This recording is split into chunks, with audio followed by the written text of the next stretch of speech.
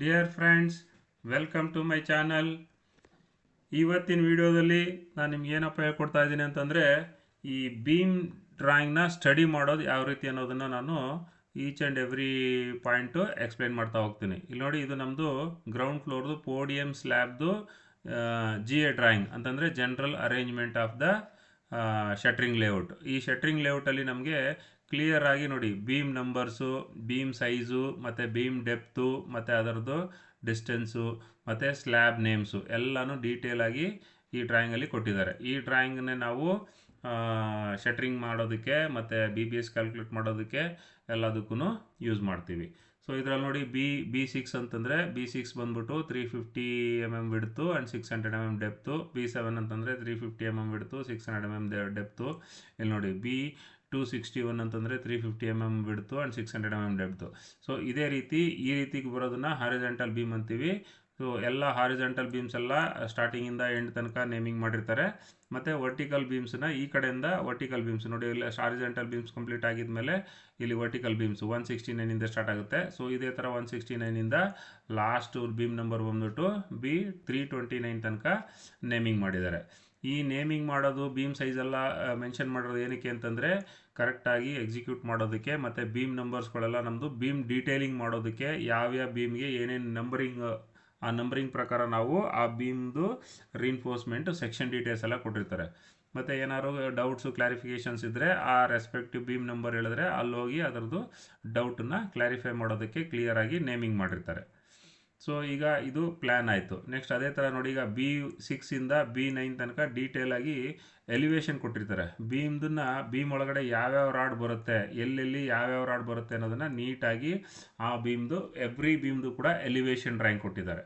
So ಈ elevation ಡ್ರಾಯಿಂಗಲ್ಲಿ ನೋಡಿ, top reinforcement, bottom reinforcement, top extra reinforcement, bottom extra reinforcement, ಮತ್ತು ರಿಂಗ್ ಸ್ಪೇಸಿಂಗು, ಎಲ್ಲಿಂದ ಎಲ್ಲಿ ತನಕ ಬರಬೇಕು ಎಲ್ಲ ನೀಟಾಗಿ ಈ ಡ್ರಾಯಿಂಗಲ್ಲಿ ಮೆನ್ಷನ್ ಮಾಡಿಕೊಟ್ಟಿದ್ದಾರೆ. ಇದೇ ಪ್ರಕಾರ ನಾವು ಸೈಟಲ್ಲಿ ಎಕ್ಸಿಕ್ಯೂಟ್ ಮಾಡಬೇಕು, ಮತ್ತು ನಾವು ಇದನ್ನು ಇಟ್ಕೊಂಡು BBS ಮಾಡಬೇಕು. ಸೊ ಫಸ್ಟ್ ಈ ಡ್ರಾಯಿಂಗಲ್ಲಿ ಈ ಬೀಮಲ್ಲಿ ಏನೇನು ಸ್ಟಡಿ ಮಾಡಬೇಕು ಅಂತಂದರೆ, ಇಲ್ಲಿ ನೋಡಿ, ಫಸ್ಟು ಟಾಪ್ ಮೇನ್ ಬಾರ್ ಏನಿದೆ, ಇಲ್ಲಿ ನೋಡಿ, ಇದು B6 350/600 ಸೈಜು. ಇಲ್ಲಿ ನೋಡಿ, ಟಾಪ್ ಮೈನ್ ಬಾರು 2T16 ಮತ್ತು 1T12 ಅಂತ ಇದೆಯಲ್ಲ, ಹಂಗಂತಂದರೆ 2 ನಂಬರ್ ಆಫ್ 16 ಡಯಾ ಮತ್ತು 1 ನಂಬರ್ ಆಫ್ 12 ಡಯಾ ಅನ್ನೋ ಡೀಟೇಲ್ ಇದು. ಸೊ ಅದೇ ಥರ ಇಲ್ಲಿ B6 ಆಯಿತಾ. ನೆಕ್ಸ್ಟ್ B7ಗೆ ಬಂದರೆ ಅಲ್ಲೂ ಕೂಡ ಅದೇ ಇದೆ ನೋಡಿ, 2 ನಂಬರ್ ಆಫ್ 16 ಮತ್ತು 1 ನಂಬರ್ ಆಫ್ 12 ಇದೆ. ಮತ್ತು B8ಗೆ ಬಂದರೆ ಅಲ್ಲೂ ಕೂಡ 2 ನಂಬರ್ ಆಫ್ 16 ಮತ್ತು 1 ನಂಬರ್ ಆಫ್ 12 ಇದೆ.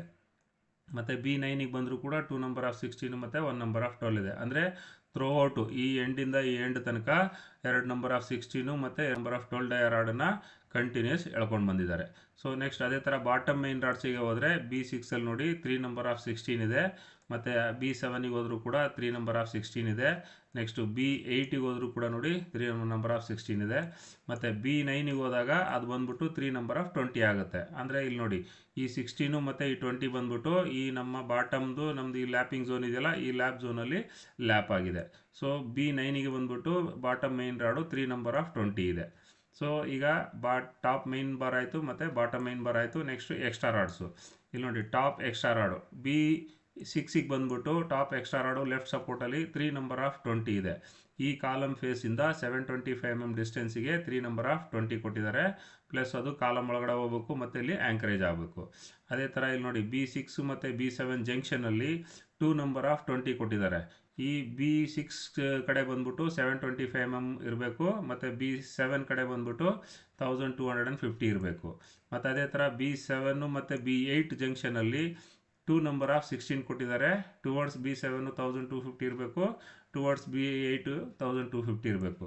ನೆಕ್ಸ್ಟ್ ಅದೇ ಥರ B8 ಮತ್ತು 9 ಜಂಕ್ಷನಿಗೆ ಬಂದರೆ 1250 B8 ಕಡೆ ಇರಬೇಕು, ಮತ್ತು 1500 B9 ಕಡೆ ಬರಬೇಕು.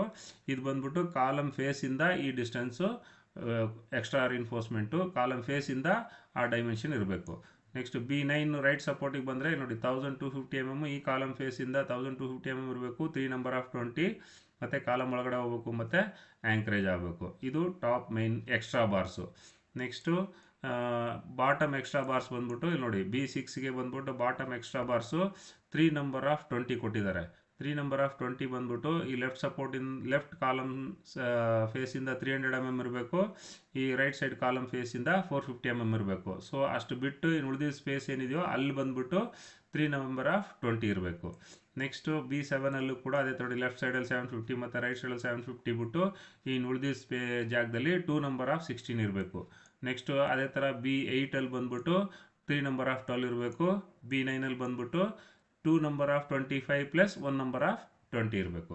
ಇದಿಷ್ಟು ನಮ್ಮದು ಮೈನ್ ರಿಇನ್ಫೋರ್ಸ್ಮೆಂಟನ್ನ ಡೀಟೇಲ್ಸು. ನೆಕ್ಸ್ಟ್ ಅದೇ ಥರ ನಾವು ಈಗ ರಿಂಗ್ ಸ್ಟಡಿ ಮಾಡಬೇಕು ಅಂತಂದರೆ ಇಲ್ಲಿ ನೋಡಿ B6ಅಲ್ಲಿ ಬಂದ್ಬಿಟ್ಟು 2LT10 at 100/150/100/ centre to centre ಅಂತ ಕೊಟ್ಟಿದ್ದಾರಲ್ವಾ.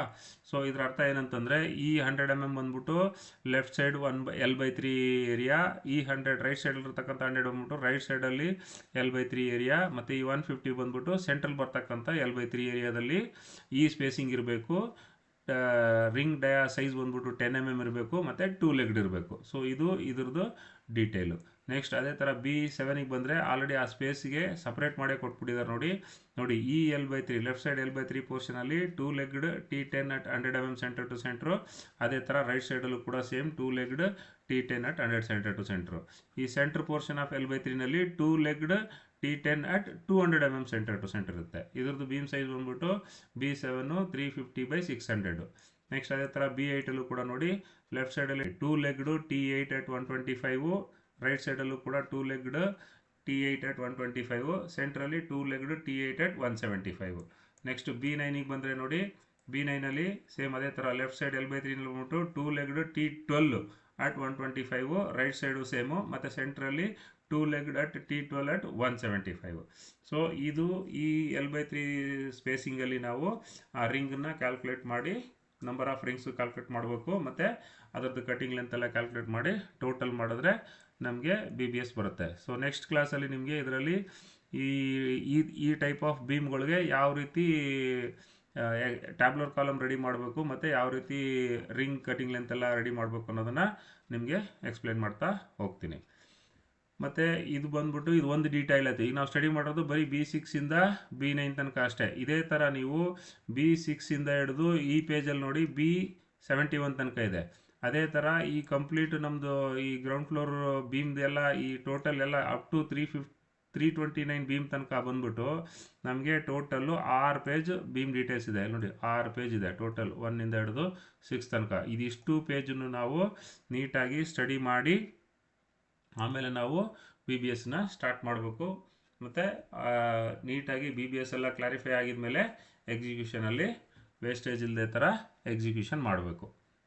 ಈ ವಿಡಿಯೋ ನಿಮಗೆ ಇಷ್ಟ ಆಗಿದೆ ಅಂತ ಅಂದ್ಕೊತೀನಿ. ಯಾರೆಲ್ಲ ಸಬ್ಸ್ಕ್ರೈಬ್ ಮಾಡಿಲ್ವೋ ದಯವಿಟ್ಟು ಸಬ್ಸ್ಕ್ರೈಬ್ ಮಾಡ್ಕೊಳ್ಳಿ. ಮತ್ತು ವಿಡಿಯೋ ಇಷ್ಟ ಆಗಿದ್ದರೆ ಲೈಕ್ ಮಾಡಿ, ಮತ್ತು ನಿಮ್ಮ ಫ್ರೆಂಡ್ಸು ಕೊಲೀಗ್ಸ್ಗಳಿಗೆ ಶೇರ್ ಮಾಡಿ. ಮತ್ತು ನಿಮ್ಮದೇನಾದರೂ ಕಮೆಂಟ್ ಇದ್ದರೆ ಕಮೆಂಟ್ ಬಾಕ್ಸಲ್ಲಿ ಕಮೆಂಟ್ ಮಾಡಿ. Thank you very much.